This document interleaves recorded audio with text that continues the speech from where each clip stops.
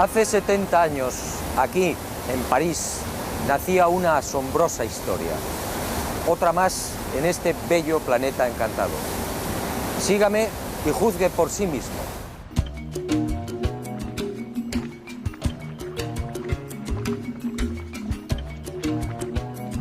Al principio yo tampoco lo creí.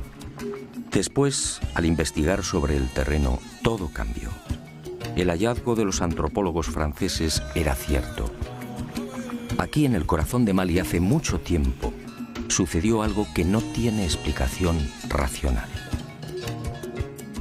Unos seres desconocidos procedentes al parecer del espacio exterior establecieron contacto con una remota tribu.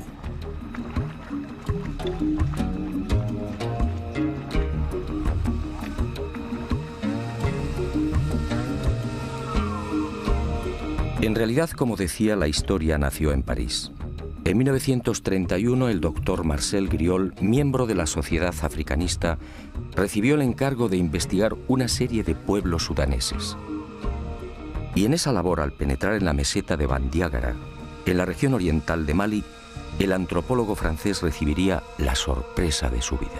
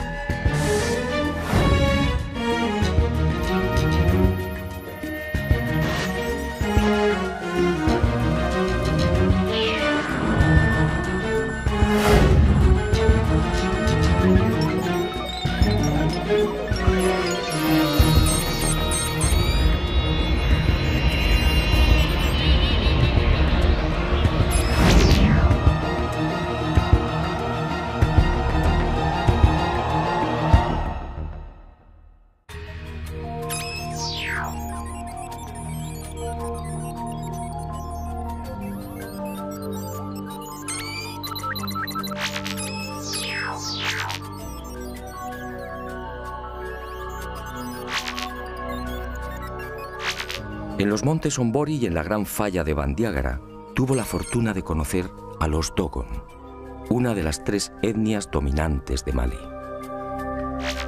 Allí, Griol fue informado de una historia oficialmente imposible. El pueblo Dogon le hizo partícipe de su mayor y más íntimo secreto. Aquellas primitivas gentes analfabetas y prácticamente aisladas en el África subtropical sabían de la estrella Sirio y sabían desde tiempos remotos de algo mucho más espectacular.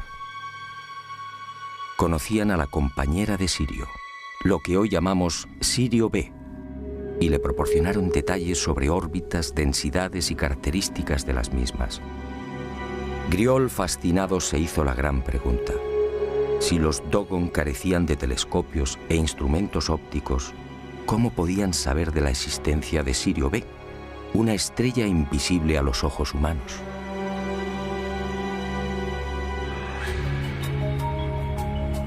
A su regreso a Francia, Marcel Griol indagó sobre Sirio. Los resultados lo confundieron definitivamente. En 1834, el astrónomo Johann Bessel, tras largos periodos de observación, llegó a una conclusión: Sirio tenía una compañera, otra estrella pesada, mucho más pequeña e invisible, que alteraba la órbita de la reina del firmamento.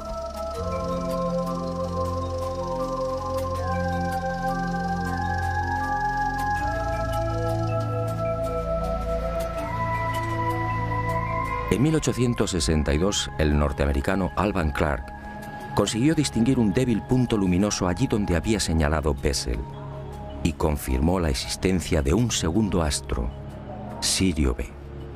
No se trataba, por tanto, de una estrella invisible, pero el brillo de Sirio A, de primera magnitud, eclipsaba prácticamente a la recién descubierta Sirio B. Después, a partir de 1915, llegaron otros descubrimientos.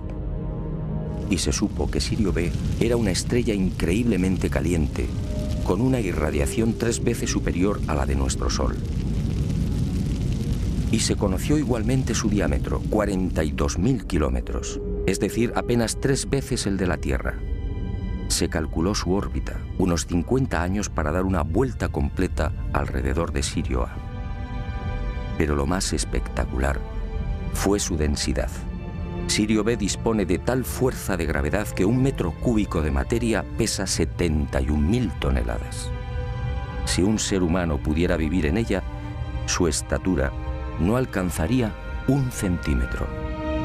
Todo un hermoso ejemplar de lo que en astronomía se denomina enana blanca.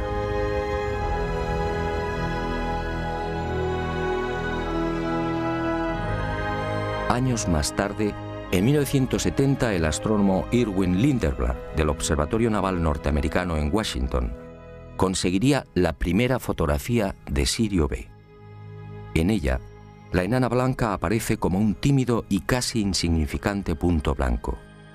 A su lado, Sirio A, 10.000 veces más brillante.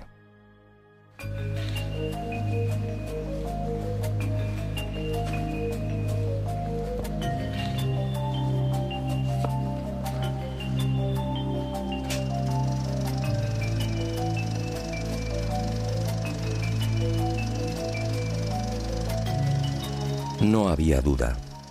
En 1931, cuando Griol supo por primera vez de la increíble cosmogonía Togon, Sirio B ni siquiera había sido fotografiada.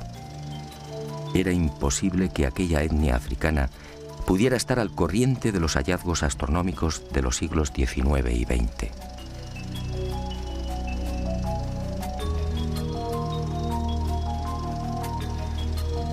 El impacto fue tal que en 1946 Griol regresó a Mali, esta vez acompañado por Germaine Dieterlen, etnóloga y secretaria de la Sociedad Africanista del Museo del Hombre de París.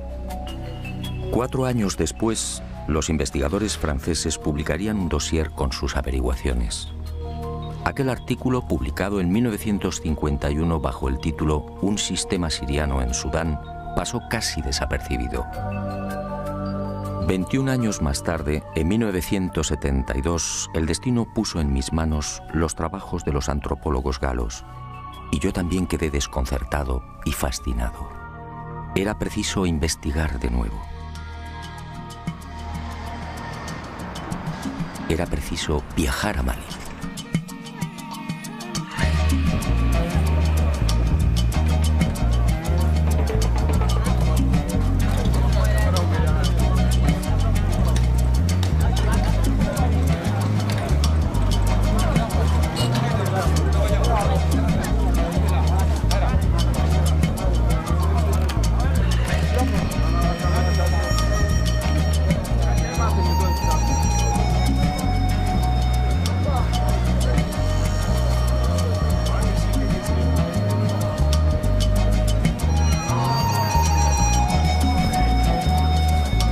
No voy a ocultarlo.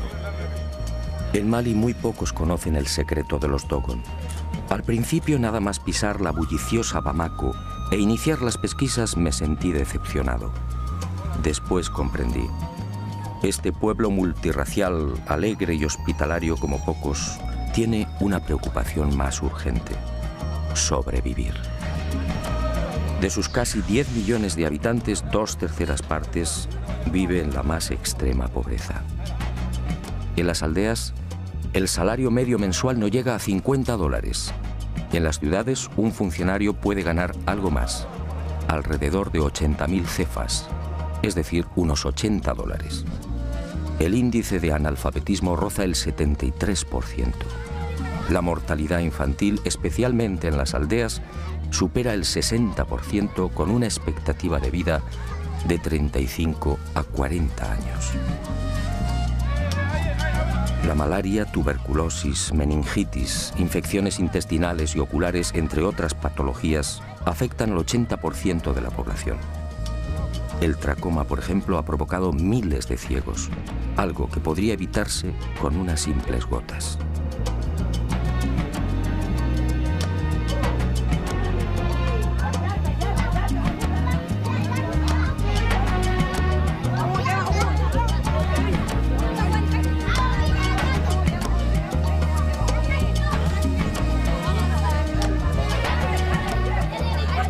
Pero Mali confía en Alá y en el potencial de su juventud. El 60% de la población tiene menos de 20 años.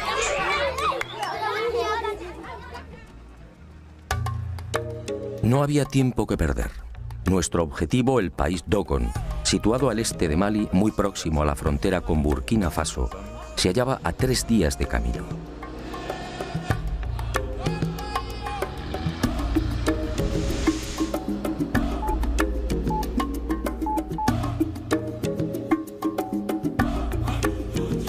La temporada de lluvias tocaba a su fin, pero no debíamos confiarnos.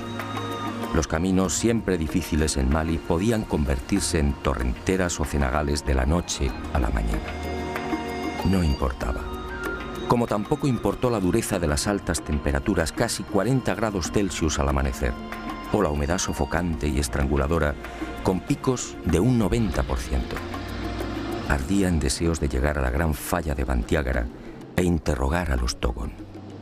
Algo me decía que la historia narrada por Griol era solo una parte de la verdad. Y el destino, una vez más, fue benevolente con este aventurero. Nuestro singular objetivo exigía también un guía no menos especial y capacitado. Y en nuestro camino apareció Lassane Congo, un joven de la tribu de los Mosi, un veterano rastreador de leones en su país natal, Burkina Faso. Un descendiente de guerreros que a los 4 años se sometió al Wui, la prueba del dolor, permitiendo que un cuchillo abriera su rostro.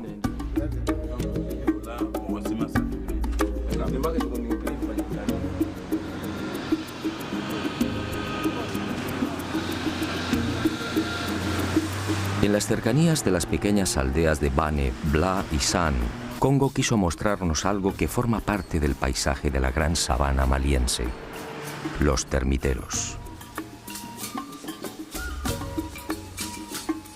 Espectaculares hormigueros de hasta 4 metros de altura y 7 de perímetro, levantados en 1 o 2 años por millones de enormes hormigas de 1 centímetro. Hormigas especialmente feroces, de cabeza roja, que deben ser decapitadas si hacen presa. Termiteros en los que todavía hoy son abandonados los bebés que han tenido la mala fortuna de nacer albinos. Termiteros que las etnias de Mali asocian a la ablación o mutilación del clítoris. Para ellos, desde la más remota antigüedad, la presencia del clítoris solo conduce al nacimiento de niños deformes. Más adelante, al hablar con los Dogon, aclaramos el porqué de esta superstición.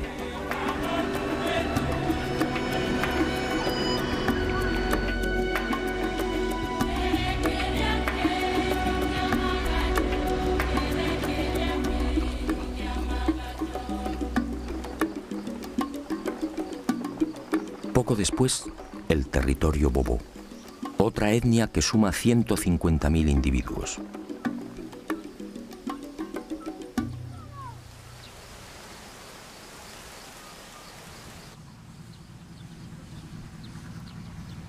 Los grandes especialistas en la cría de perros.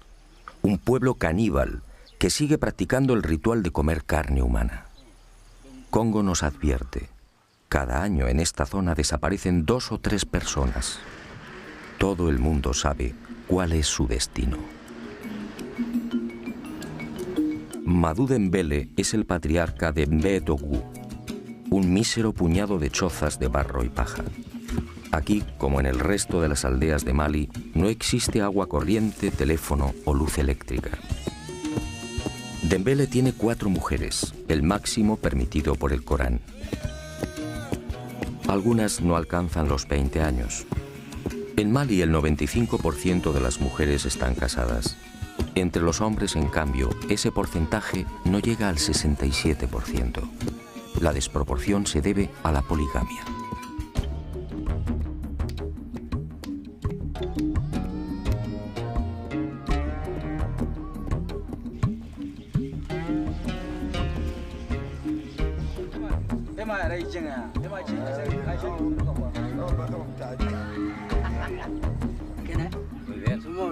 Muy bien. Al principio Madú desconfía y responde a nuestras preguntas con evasivas.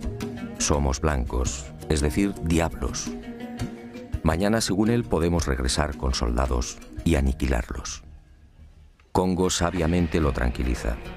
Aprovechamos para aliviar la conjuntivitis de algunos de los niños y Dembele termina comprendiendo que somos gente de paz. Nos muestra la aldea y se despide con una frase sagrada para los bubú. Alá ki bombosi yanga ki kusingiye. Que Dios permita que te crezca la barba.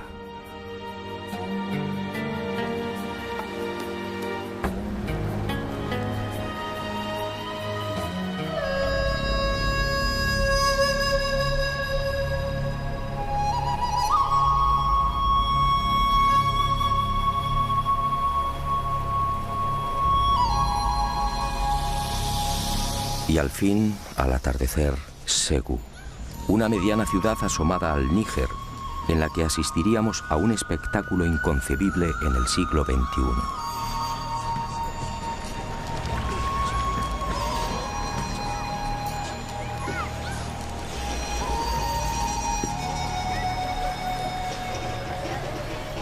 Cuando Congo me explicó sinceramente, no le creí. ¿Esclavos en el siglo XXI? Así era. Allí en las afueras de Ségou malviven los Belá,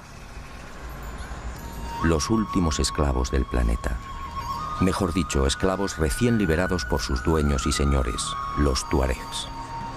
Otros muchos, alrededor de 300.000, permanecen en la esclavitud en las zonas desérticas de Mali, en Níger y en el sur de Libia y Argelia. Son los parias de los parias, los apestados. No reciben dinero, solo la comida y el honor de servir a los señores del desierto. Hoy, los Belá libres apenas suman un 3% de la etnia. El resto deambula con los tuareg de pozo en pozo y de oasis en oasis.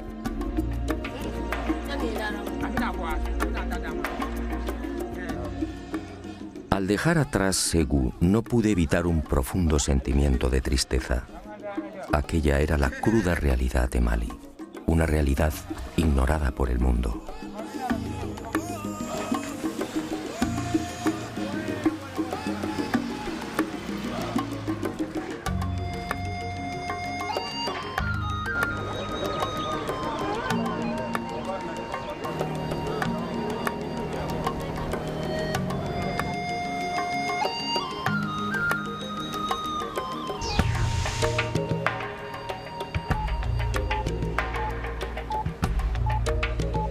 Pero la llegada a Yené, la ciudad más antigua del África subsahariana, me hizo olvidar de momento la angustiosa situación de los malienses.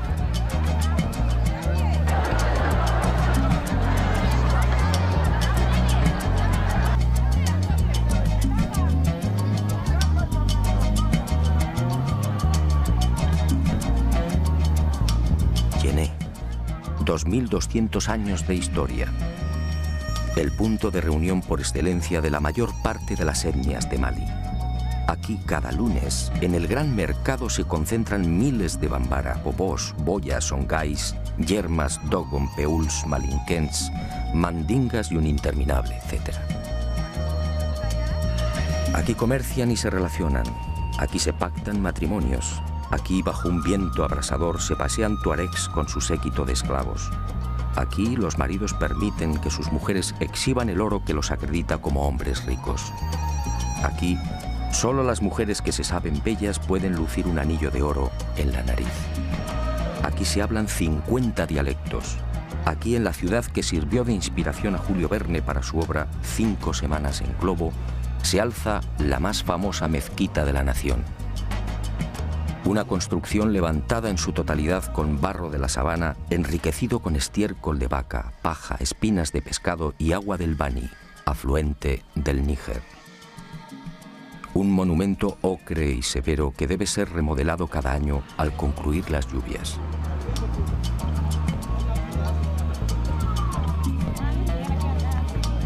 Un templo al dios de los musulmanes al que no tienen acceso los infieles y que naturalmente dispone de 2 puertas, una para los ricos y otra para los pobres.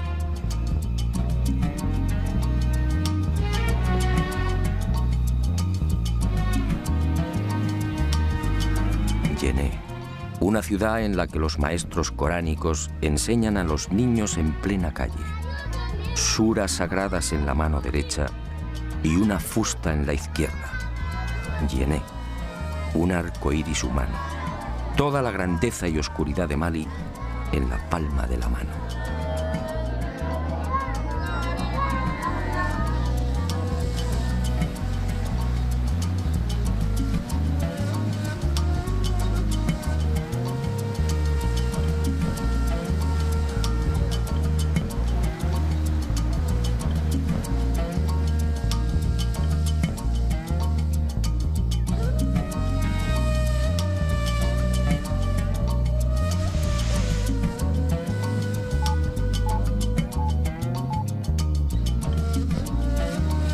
Finalmente nuestro objetivo, el país Dogon, un gigantesco acantilado de 200 kilómetros, una falla de 300 a 600 metros de altura que corre paralela al Níger, un caos rocoso prácticamente incultivable en el que habitan 450.000 Dogon, una pared abrupta sembrada de desprendimientos y rodeada por los peuls, los ganaderos nómadas, los agricultores Mosi y Bobo y los Boso, los viejos pescadores.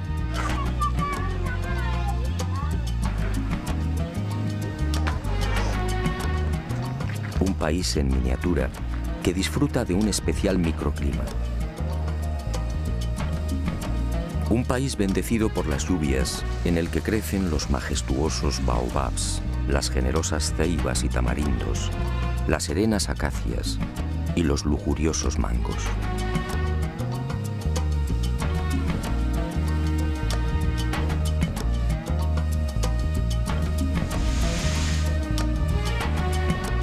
¿Por dónde empezar? La Gran Falla reúne 700 aldeas. Y opté por seguir los pasos de Griol. Dedicaría toda mi atención a los poblados más pequeños. El aspecto del Dogon resulta inconfundible. La etnia se distingue por dos tipos básicos. El alto y musculoso muy próximo al modelo sudanés, de cabeza y ojos redondos y nariz grande. Y el más pequeño y numeroso. El Dogon rechoncho de hombros anchos y poderosos, cabello ensortijado, pómulos altos y ojos rasgados y maliciosos. Su lámina es la de un campesino. En ocasiones, una perilla acentúa su aspecto mongol. Su caminar es tranquilo e irregular, algo cansino, pero en las paredes rocosas se mueve con extraordinaria agilidad. Son afables, prudentes, desconfiados a veces y siempre seguros de sí mismos. Las mujeres, la mayoría de menguada estatura, lucen un talle arqueado, consecuencia de las permanentes cargas que transportan sobre las cabezas. Son alegres, parlanchinas y siempre sumisas al varón. En nuestra historia apenas tienen protagonismo. Una de las cuestiones a resolver era clarificar el origen de estas gentes. ¿Son autóctonos o llegaron quizás de otras latitudes? Y sobre todo, ¿dónde se produjo el espectacular encuentro con esas criaturas del espacio?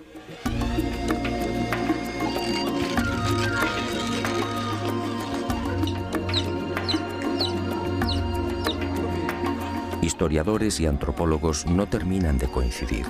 Ni siquiera ellos, los Dogon, lo saben con certeza. La hipótesis más factible apunta hacia el antiguo reino de Ghana. Allí, hacia el año 1040, la invasión de los almorávides debió propiciar el éxodo de numerosas etnias animistas que no deseaban convertirse al Islam. Y los Dogon fue uno de los pueblos que terminó huyendo hacia el este. La huida debió registrarse entre los siglos XI y XII. En las antiguas leyendas Dogon se menciona siempre un enemigo a caballo que los expulsó de las tierras occidentales.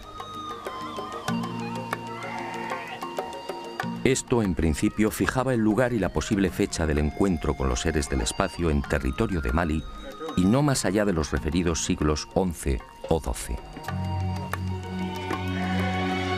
Lo que sí aparece con nitidez en la tradición Dogon, corroborado por las excavaciones e investigaciones arqueológicas, es que al llegar a la Gran Falla, los fugitivos encontraron el lugar habitado por otro pueblo, los Telem, unos pigmeos que se adornaban con pinturas rojas.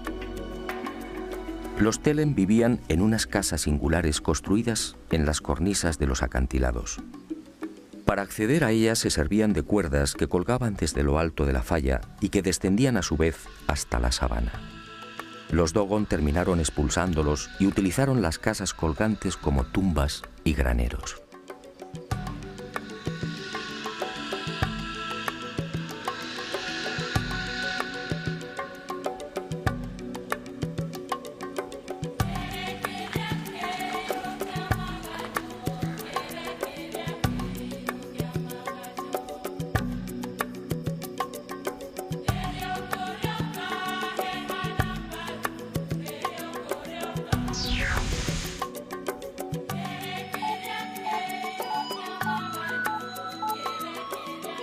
Y llegó el gran día, mi primer contacto con uno de los ancianos y depositario del secreto de los Dogon, Pangalé Dolo, vecino de Sanga y nieto de Ogotemeli, el cazador ciego que informó durante años a Marcel Griol.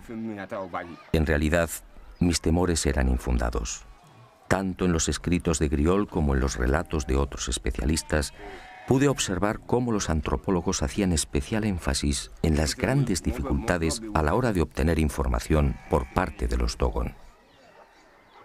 Todos hablaban de un cerrado secretismo, un conocimiento iniciático que era transmitido después de una minuciosa selección del aspirante.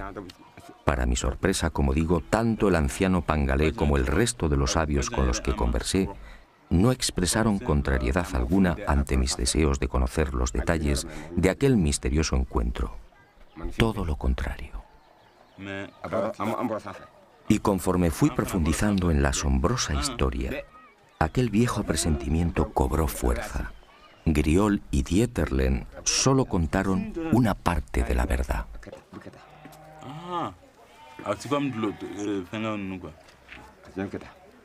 Que hace unas pompillas así. No es como los que eran convertibles.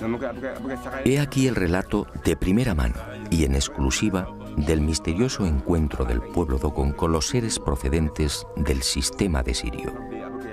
Un relato apasionante que he intentado ordenar y que fue obtenido en largas conversaciones en una treintena de aldeas.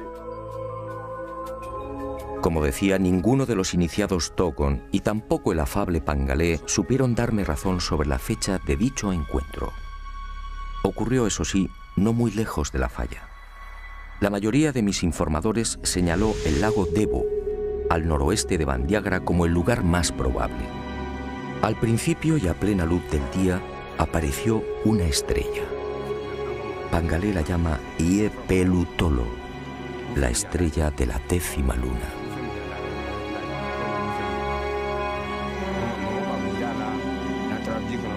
Y añaden que aquella estrella se hallaba rodeada de rayos rojos.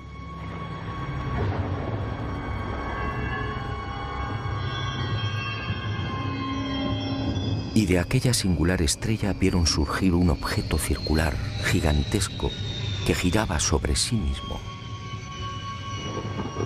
Pero al llegar al suelo, cambió de forma y se transformó en una especie de cesta con una base cuadrada y una abertura circular en lo alto. El arca, al posarse en la tierra del zorro, levantó una gran polvareda. Y los animales huyeron, y también los seres humanos.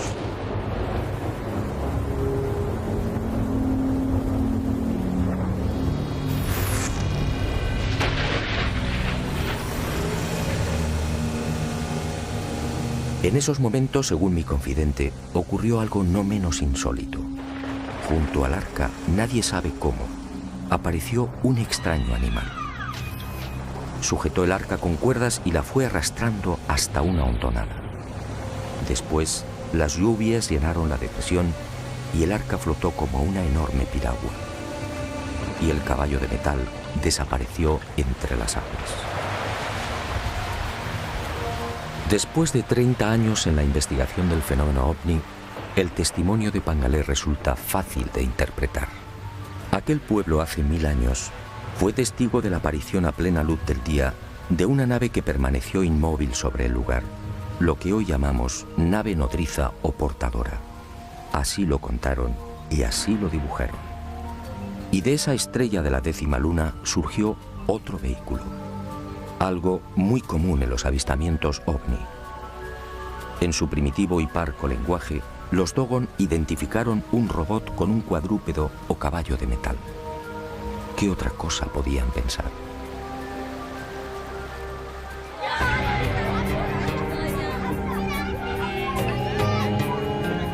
Pero la llegada del arca originó un primer problema. Según Pangalé, al descender a tierra, el fuego quemó plantas, animales y hombres.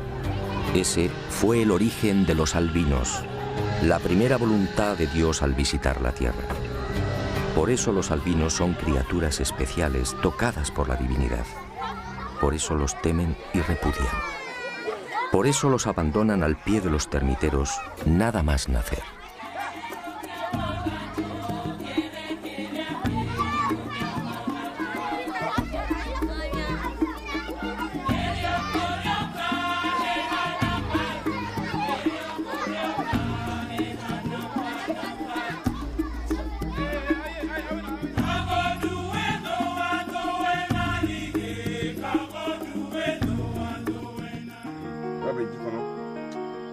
Pero sigamos con el relato, un relato que obviamente se vio limitado por la carencia de palabras y conceptos. Aunque resulte increíble, hoy los Dogon no tienen conciencia de la llamada carrera espacial. No saben qué es un robot y mucho menos una nave no humana. Pangalé entonces explicó que según sus antepasados, del arca salieron los dioses. En total, 8, aunque algunas versiones hablan de 8 parejas. Eran en realidad hombres peces. La cabeza y el tronco parecidos a los del hombre y el resto de cintura hacia abajo similar a la cola de un gran pez. Tenían 40 dientes, todos puntiagudos, carecían de orejas y para escuchar colocaban sus manos palmeadas en forma de bocina sobre unos minúsculos orificios laterales. Los ojos eran rojos y en el cuello lucían arrugas similares a un collar. Solo disponían de 3 dedos y los dioses vivían en el agua. Desde entonces estos seres recibieron el nombre de Onomo o el gnomo del estanque. Pero por miedo y respeto los Dogon decidieron no pronunciar ese nombre y los designaron como Di-Tiji, dueño o señor del agua. Insistí una y otra vez en el aspecto físico de los gnomos y Pangalé, paciente y firme, replicó siempre con las mismas palabras. Hombres peces. Allí, allí,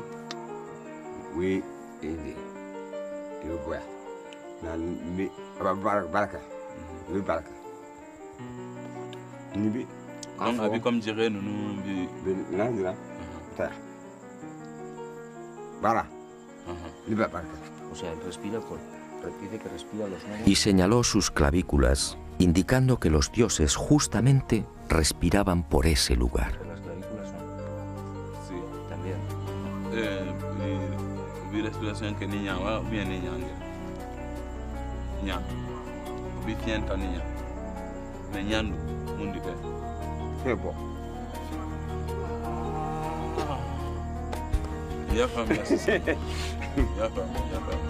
Donc vi sienta niña. A lo largo de aquellos días, ganada la confianza de Pangalé, el anciano fue revelándome otros secretos. Así supe, por ejemplo, que los gnomos bajaron a la tierra para enseñar y de alguna manera evangelizar a los hombres. Convivieron con los Dogon y les mostraron cómo cultivar la sabana, cómo fabricar herramientas y cómo fundir metales.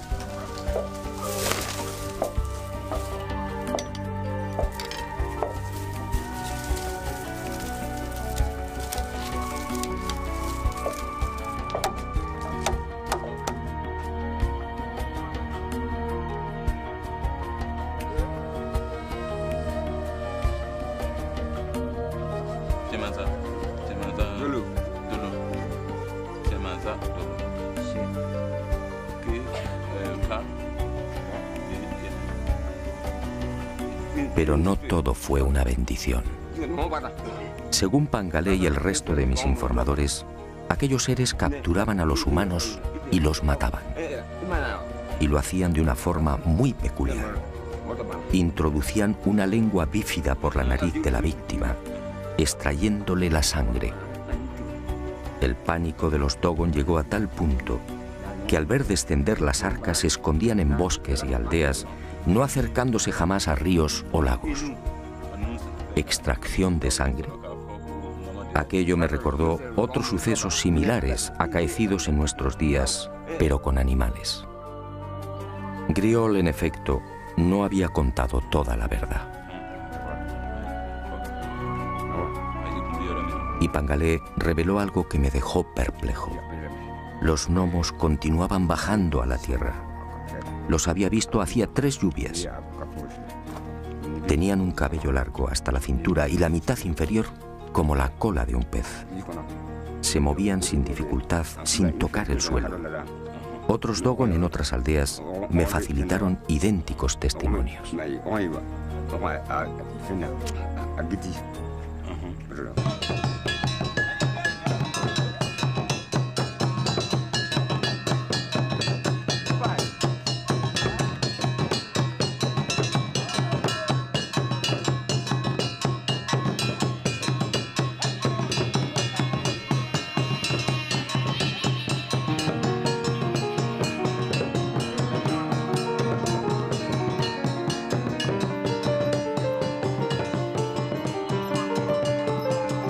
El encuentro con los hombres peces desembocaría en algo que ya había sucedido con otros pueblos.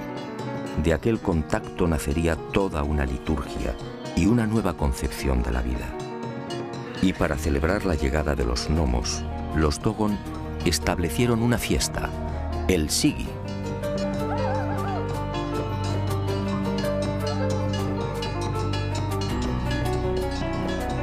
Un ritual en el que se baila frenéticamente durante 3 o 5 días, en el que se bebe cerveza de mijo y en el que se exhiben hasta 28 tipos de máscaras, todas ellas alusivas a los dioses. Algunas de hasta 3 metros de longitud representan los movimientos del arca en su descenso. Otras, como la Kanaga, encierran diferentes interpretaciones según las tribus. Para algunas recuerdan el signo que lucía el arca en su panza, un símbolo bien conocido en nuestros días por los investigadores de ovnis. Para otras, esa H es el vínculo que une a los vivos con los muertos.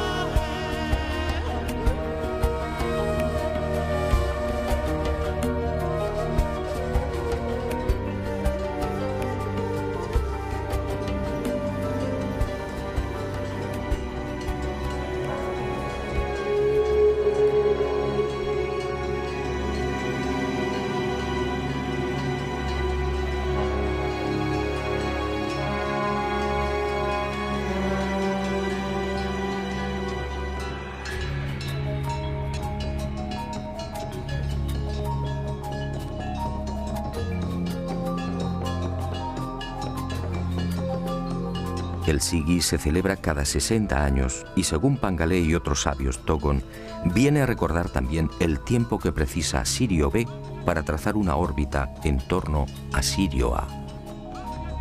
Una enseñanza recibida igualmente de los gnomos.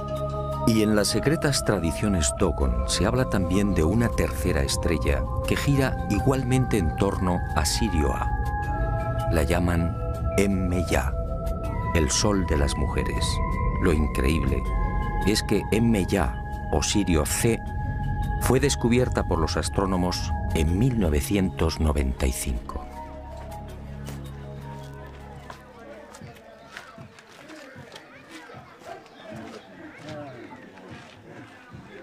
Hablar de los gnomos es siempre una cuestión solemne para aquellos que guardan la información. Por eso, La mayor parte de nuestras conversaciones tuvo lugar en la Toguna, la casa de la palabra, una especie de templo en el que se reúnen los hombres, solo los hombres, para dialogar y tomar decisiones. Una suerte de sala de conferencias inspirada también en aquel remoto encuentro con los hombres peces. 8 son sus pilares en recuerdo de los 8 gnomos que descendieron por primera vez. Y 8 deben ser las capas de mijo que forman la techumbre. Una techumbre levantada a 1 metro del suelo. Esta, al parecer, fue la indicación de los seres de Sirio. De esta forma, al no poder incorporarse, las discusiones transcurren en paz. Y fue en la casa de la palabra de Ireli, de Amani, de Ende, de Teli, de Yigibombo, de Songo y de Yugadugoru, entre otras aldeas donde fui enriqueciendo la información sobre aquellos seres del espacio. Los ancianos, complacidos por el interés de aquel extranjero, respondieron sin reservas a todas mis cuestiones, y quedé nuevamente desconcertado ante la sabiduría de aquel pueblo. Los gnomos, al parecer, les enseñaron otras muchas cosas. Les enseñaron que hay otros mundos también habitados. Nosotros, por ejemplo, nos hallamos en la 4ª tierra. En la 3ª viven los hombres con cuernos. En la 5ª, los hombres con cola. En la 6ª tierra, los hombres alados. Los Dogon conocen la estructura en espiral de la Vía Láctea y hablan de 1000 millones de sistemas solares semejantes al nuestro. Conocen los 4 satélites interiores de Júpiter. Me hablaron de Saturno y de sus anillos. Dicen que Venus al principio era rojo. Describen a la perfección los movimientos de rotación y traslación de la Tierra. Los gnomos les enseñaron que la Tierra necesita 12 meses para completar esa órbita. Y de ahí tomaron su calendario. Saben que el Sol se consume y que la Luna es un cuerpo muerto. Y desde hace 1000 años tienen conocimiento del aparato circulatorio humano. ¿Cómo podía ser? La circulación de la sangre fue descrita por Miguel Servet en 1546. Y los gnomos les hablaron también de Ama, el gran Dios, un Dios único y sustentador de todo lo creado, algo que choca frontalmente con las religiones animistas que los rodean y que disponen de cientos de dioses. Un Dios que la compleja liturgia Dogon convierte en responsable de la ablación del clítoris. Según la leyenda, Ama quiso tener hijos con la tierra, pero la presencia de los termiteros, el clítoris para los Dogon, dificultó el acoplamiento y la tierra parió un zorro. De ahí que el clítoris, según los Dogon, deba ser extirpado.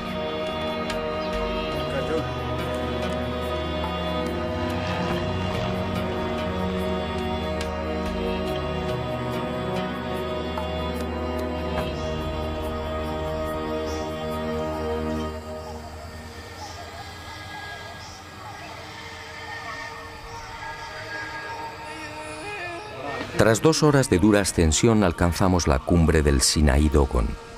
Aquí, según la leyenda, tuvieron lugar los signos que anunciaban la llegada de los dioses de Sirio. La montaña de pronto se teñía de rojo. Era el primer anuncio.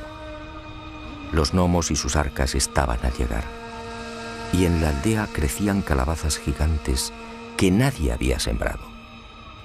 Y aquí, según la tradición, se registró la primera muerte de un gnomo. No se sabe con certeza cómo ocurrió, aunque los Dogon aseguran que aquel gnomo fue crucificado y al poco resucitó. Y regresará, dicen, para salvar al mundo. Tal y como sucediera en el resto de las aldeas, los Dogon no terminaban de comprender cómo aquel extranjero había logrado estos dibujos del arca y de los dioses. Discutieron entre ellos. Me observaron con curiosidad y también con cierto temor. Finalmente, tras reconocer que en efecto se trataba de los gnomos, sentenciaron: Tú solo puedes ser un misionero de los dioses. Solo ellos pueden haberte dado sus retratos. Esta ingenua creencia, no lo niego, me benefició. y sus corazones se abrieron un poco más. Y supe que los gnomos al salir del agua tenían el poder de transformarse. Dejaban de ser hombres peces y aparecían como humanos, pero muy hermosos. Fue así como lograron mezclarse con los Dogon. Fue así como los adoctrinaron y fue así como bebieron la sangre de las víctimas. Según estos ancianos, el número de asesinatos se contó por cientos. Siempre bajaban con las lluvias. Siempre por el arco iris.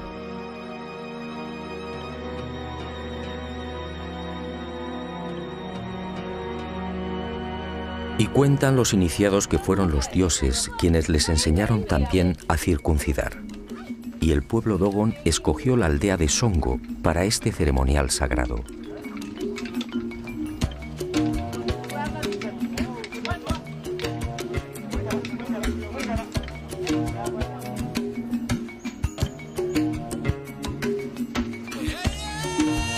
Al pie de estas 1100 pinturas, cada 3 años, grupos de niños de entre 10 y 12 años sufren el corte del prepucio a manos del herrero de la localidad. Las mujeres no pueden ver estas pinturas sagradas. De hacerlo morirían. Para los Dogon, la circuncisión, así fue establecido por los seres de Sirio, es un sacrificio que se ofrece a la tierra.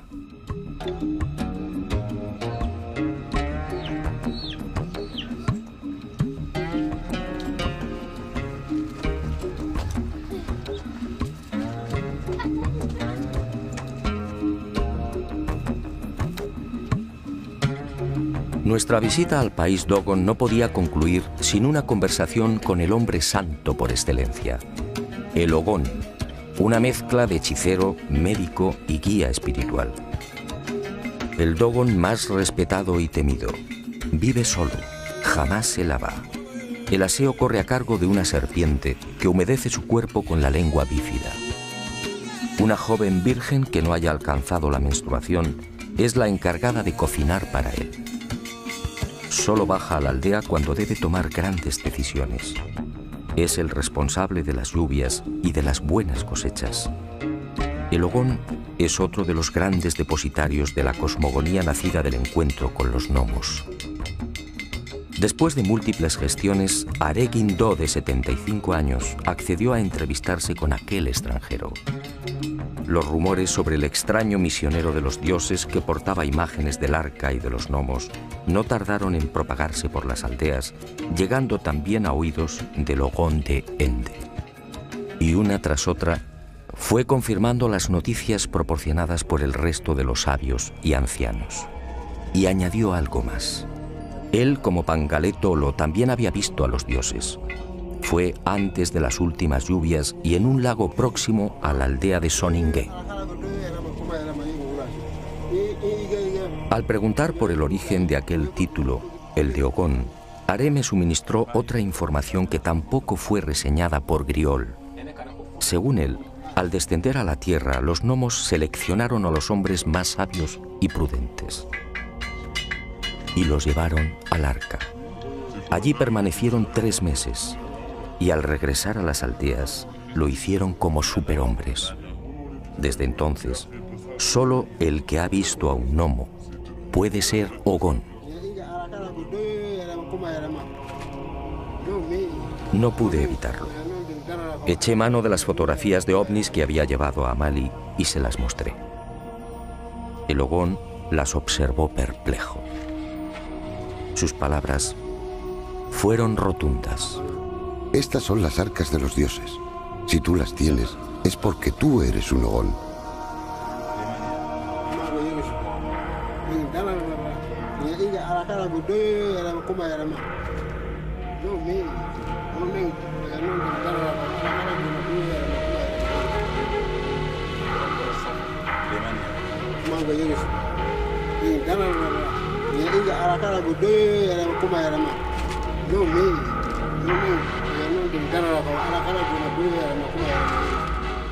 Ahora no tengo la menor duda. Hace aproximadamente 1000 años, aquí, en el corazón del país Dogon, unos seres anfibios que dijeron proceder del sistema de Sirio, descendieron y revelaron a los hombres una información imposible para su tiempo. y prometieron regresar. Eso, según los Dogon, ocurrirá cuando aparezca de nuevo la estrella de la 10ª luna.